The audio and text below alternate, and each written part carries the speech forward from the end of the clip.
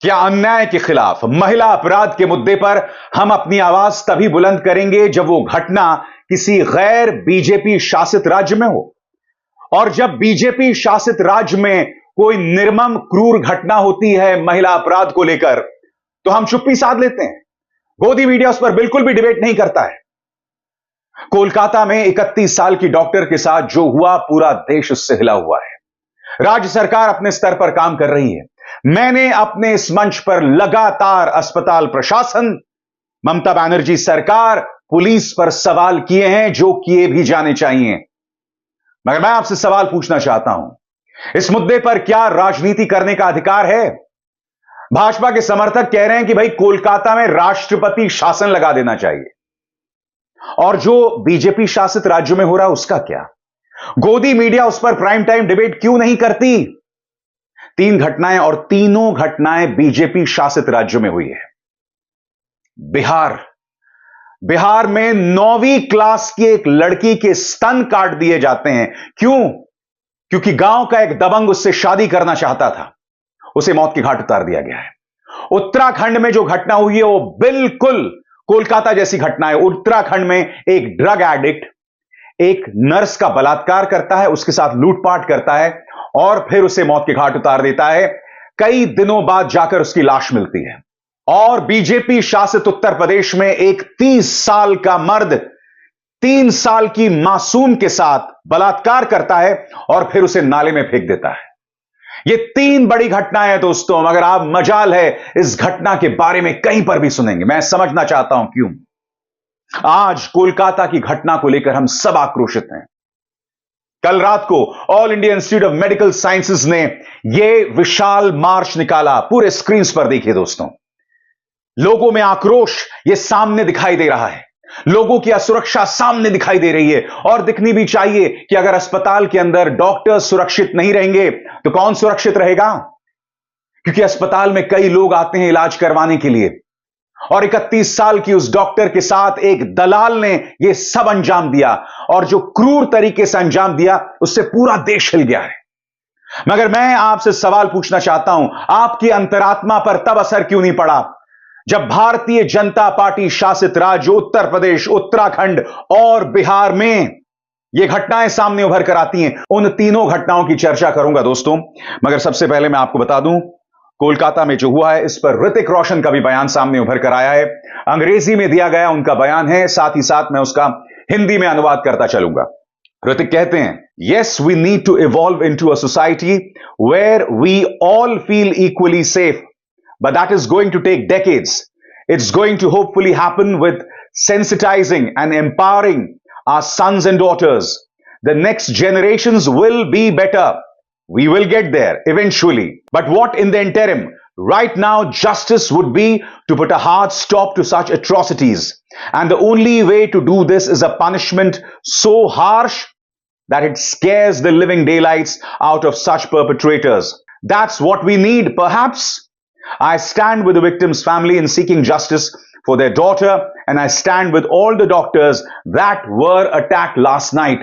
दोस्तों, ऋतिक यहां 2 घटनाओं की बात कर रहे हैं। ऋतिक कोलकाता में जिस डॉक्टर के साथ यह हुआ वो कह रहे हैं इंसाफ तो हो जाएगा, मगर महिलाओं के खिलाफ जो अपराध हो रहे हैं वो थमने में अभी वक्त लगेगा। हमें एक ऐसी सजा देनी चाहिए कि इस तरह की घटना को अंजाम देने वालों की रूह कांप जाए। उन्होंने 2 चीजों का जिक्र किया, एक जो बलात्कार और उसके बाद हत्या हुई, और देर रात जिस तरह से कोलकाता के आरजी कर मेडिकल कॉलेज में कुछ दंगाइयों ने, कुछ गुंडों ने हमला बोल दिया, उसकी चर्चा मैं करूंगा, इंतजार कीजिए। मगर आज मैं आपसे बात कर रहा हूं उत्तराखंड, उत्तर प्रदेश और बिहार की। सबसे पहले दोस्तों उत्तर प्रदेश की यह घटना देखिए आपकी स्क्रीन पर। 30 साल के युवक ने 3 साल की मासूम से किया रेप, फिर नाले में फेंका। उत्तर प्रदेश की झांसी में 30 साल की युवक ने हैवानियत की हद पार कर दी।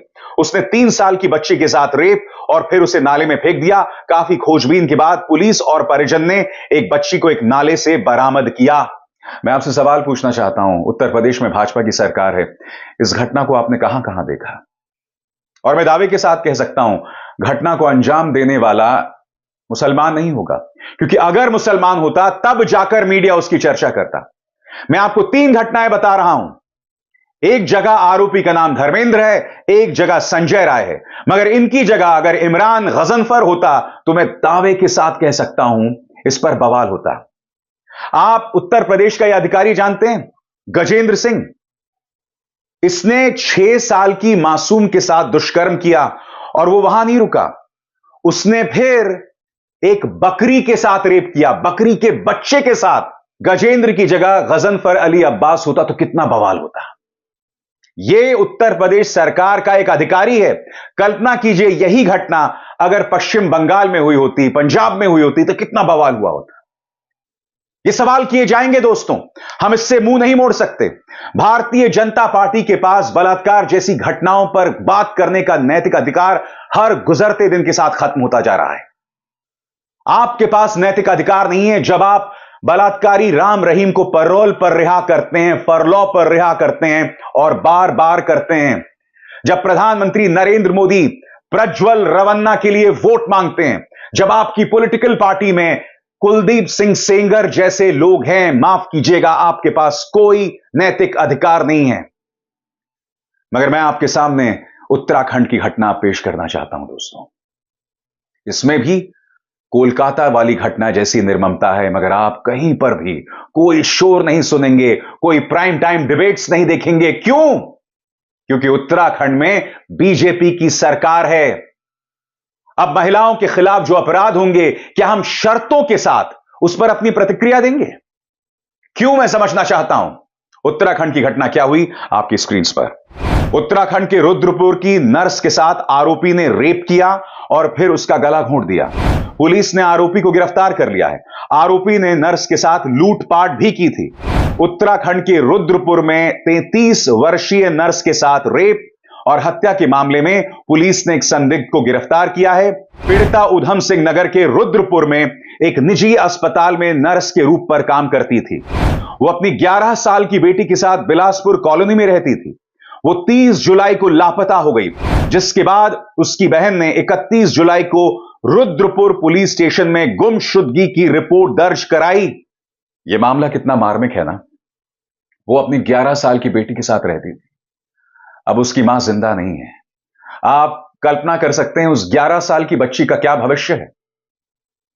बहुत शिद्दत के बाद कई दिनों के बाद उसकी लाश मिली और इसको लेकर मीडिया रिपोर्ट्स क्या कहती हैं आपकी स्क्रीन पर। एक हफ्ते बाद उसका शव उत्तर प्रदेश की डिबडिबा क्षेत्र में एक खाली प्लॉट में मिला था। शव को पोस्टमार्टम के लिए भेज दिया गया था। राजस्थान के जोधपुर से गिरफ्तार किया गया आरोपी उत्तर प्रदेश के बरेली का एक मजदूर है। रिपोर्ट्स के मुताबिक आरोपी धर्मेंद्र नर्स को झाड़ियों में ले गया, जहां उसने पहले उसके साथ बलात्कार किया, फिर उसका गला घोंटकर हत्या कर दी। मैं फिर आपसे पूछना चाहता हूं दोस्तों, शर्तों के साथ क्या हम घटनाओं पर अपनी प्रतिक्रिया देंगे? कोलकाता में जो हुआ, सरकार अपने स्तर पर काम कर रही है, हमें उससे सवाल भी उठाना चाहिए। मगर सबसे बड़ा सवाल, हम उत्तराखंड पर चुप्पी कैसे साध सकते हैं? यूपी पर चुप्पी कैसे साध सकते हैं? बिहार में सरकार बीजेपी गठबंधन की है। वहां पर संजय राय नाम का एक व्यक्ति 9वीं क्लास की एक लड़की के स्तन काट देता है और उसकी हत्या कर देता है।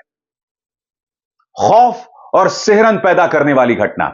मगर मजाल है सुशासन बाबू नीतीश कुमार या डेप्यूटी चीफ मिनिस्टर सम्राट चौधरी पर सवाल उठाया जाए। मैं आपसे समझना चाहता हूं क्यों। वो घटना क्या है दोस्तों? एक एक शब्द पर गौर कीजिएगा। मेरे लिए ये एक एक शब्द पढ़ना बहुत मुश्किल है, मगर मैं चाहूंगा आप इस पर गौर करें। और इस घटना का जिक्र मैं सिर्फ इसलिए कर रहा हूं क्योंकि मैं आपके और भाजपा के दोहरे मापदंड को एक्सपोज करना चाहता हूं आपके सामने। बिहार के मुजफ्फरपुर में 9वीं क्लास की छात्रा की गैंग रेप के बाद हत्या कर दी गई। आरोपियों ने उसके ब्रेस्ट यानी स्तन, छाती काट दी।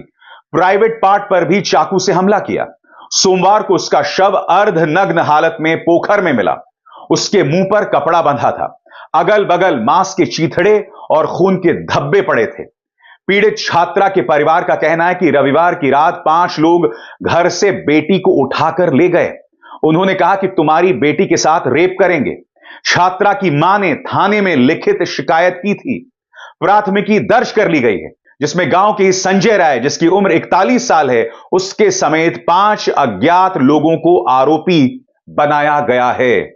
31 साल का संजय राय 9वीं क्लास की एक मासूम के साथ शादी करना चाहता था, मगर जब उसने मना किया तो उसके साथ पहले दुष्कर्म, उसकी छाती काट दी जाती है और फिर उसे मौत के घाट उतार दिया जाता है। इससे ज्यादा विभत्स घटना कोई हो सकती है। मगर मुझे बताइए, कितने लोगों ने बिहार की सरकार को कटघरे में रखा है? बताइए।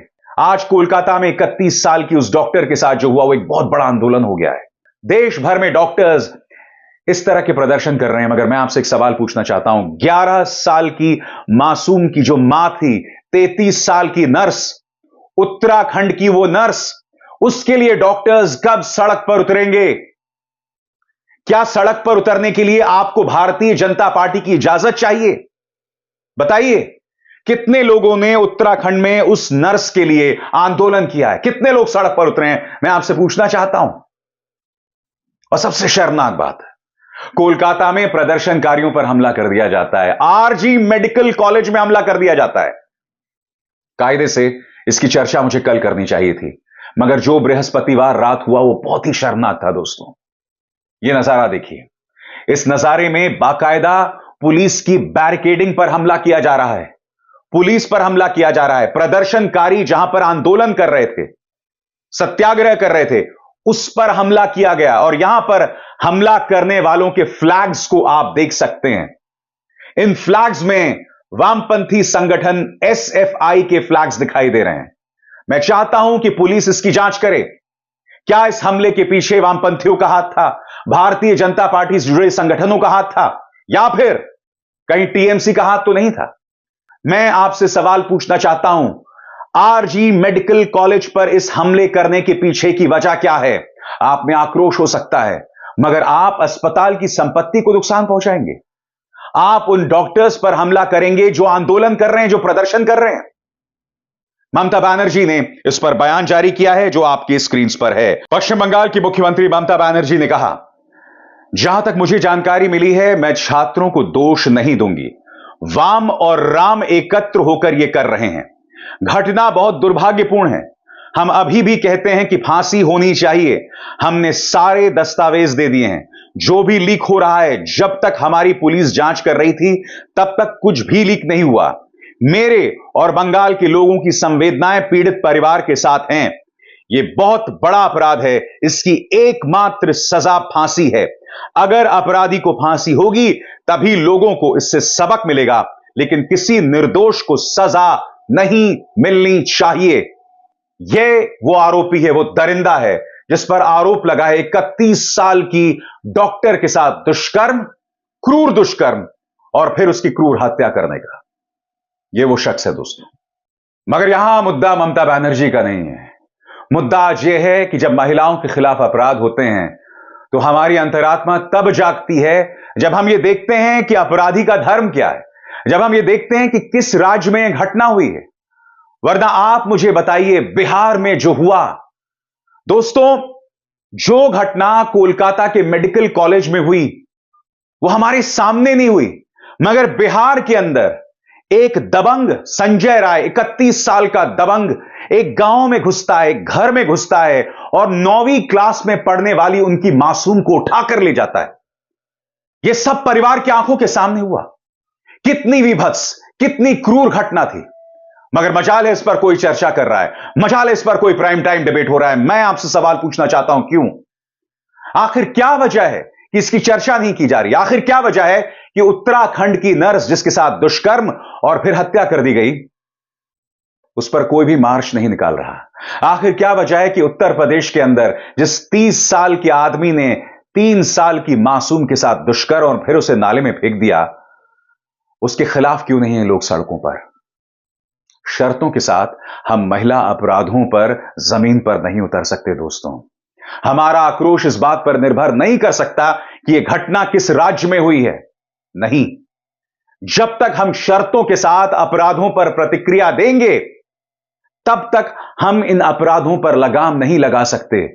यह जरूरी हो जाता है कि अपराध जो भी हो, जहां पर भी हो, जिस राज्य में हो, करने वाले का धर्म जो भी हो, हम उसके खिलाफ अपनी आवाज बुलंद करें। जिस तरह से मैं कोशिश करता हूं अपने इस छोटे से मंच पर इन आवाजों को बुलंद करने का, मगर सबसे बड़ा सवाल, गोदी मीडिया को किसने रोका है उत्तराखंड, उत्तर प्रदेश और बिहार पर डिबेट करने के लिए? क्या आप पापा की उन परियों, मीडिया के उन गुल्लुओं और कालुओं से सवाल पूछेंगे? पूछेंगे ना? अभिसार शर्मा को दीजिए इजाजत। नमस्कार। स्वतंत्र और आजाद पत्रकारिता का समर्थन कीजिए, सच में मेरा साथी बनिए। बहुत आसान है दोस्तों, इस ज्वाइन बटन को दबाइए और आपके सामने आएंगे ये 3 विकल्प, इनमें से एक चुनिए और सच के इस सफर में मेरा साथी बनिए।